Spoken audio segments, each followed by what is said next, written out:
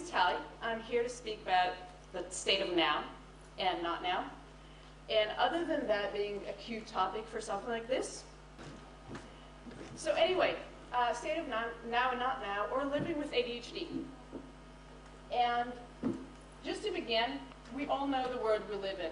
It's hectic. Everything is happening at once. There are streams of information coming from all directions.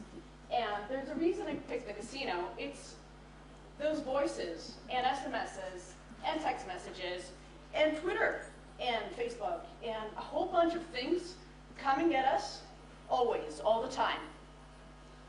That's a bit overwhelming. Well, to just about anyone, maybe Jeff, you can handle it better than most.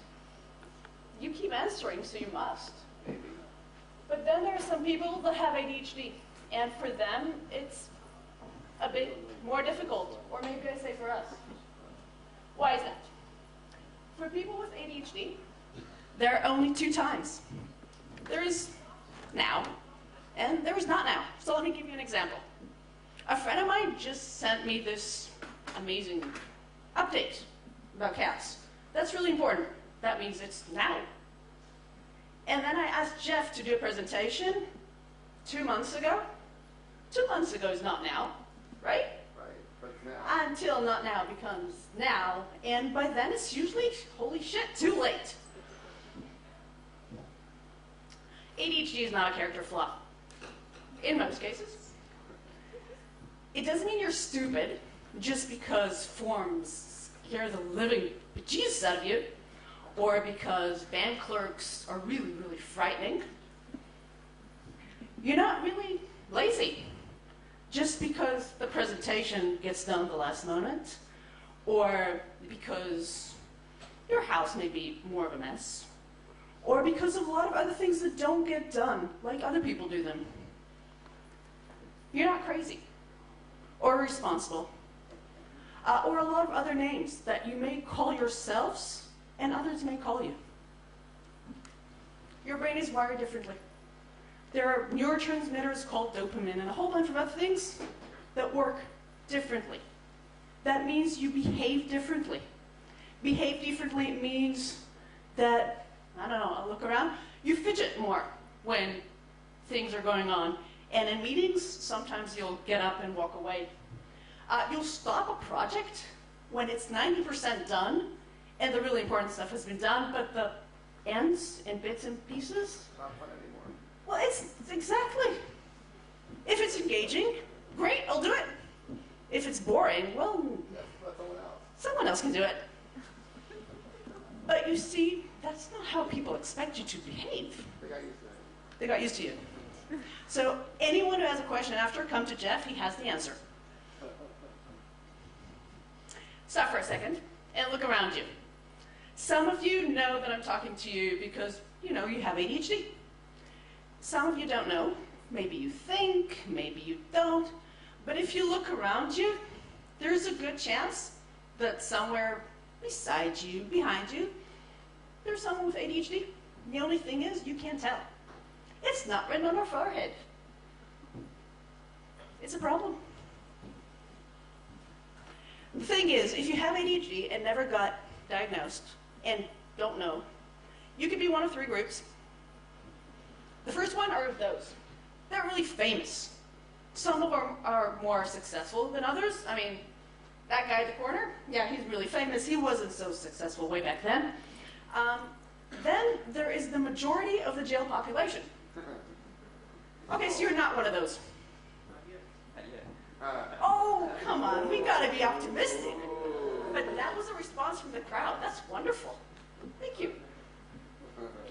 There's the last group. Your own company? Sort of. Is all of those, in the majority, by the way, especially of adults, who are trying to fit in and cope and do okay and be sort of like the rest. But the thing is, if you have ADHD, you really don't want to settle for that. So what are you going to do?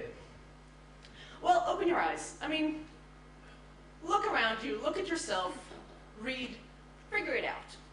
Try and see who you are, what you're good at, what you really suck at. what makes you interested and boring and bored and just really, know who you are.